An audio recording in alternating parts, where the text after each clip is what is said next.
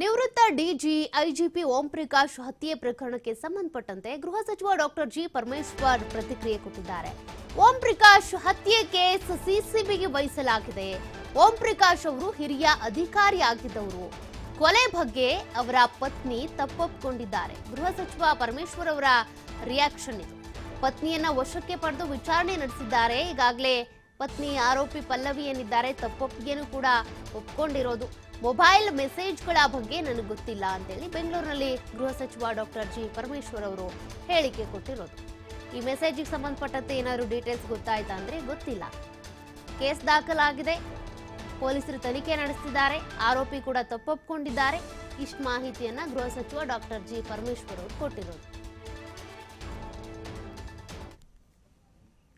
ಇದ್ದಾರೆ ಅದು ಇವರಿಗೆ ಸಿಸಿಬಿಗೆ ವಹಿಸಿದ್ದೇವೆ. ಯಾಕೆಂದರೆ ಅವರು ಒಬ್ಬ ಹಿರಿಯ ಅಧಿಕಾರಿಯಾಗಿದ್ದಂಥವರು.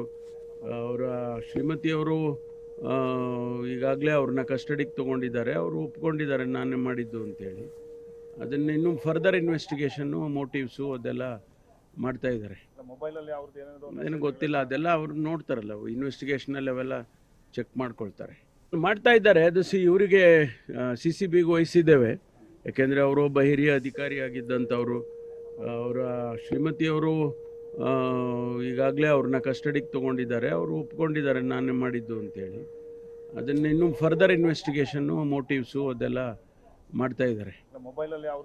ಏನು ಗೊತ್ತಿಲ್ಲ, ಅದೆಲ್ಲ ಅವ್ರು ನೋಡ್ತಾರಲ್ಲ, ಇನ್ವೆಸ್ಟಿಗೇಷನಲ್ಲಿ ಅವೆಲ್ಲ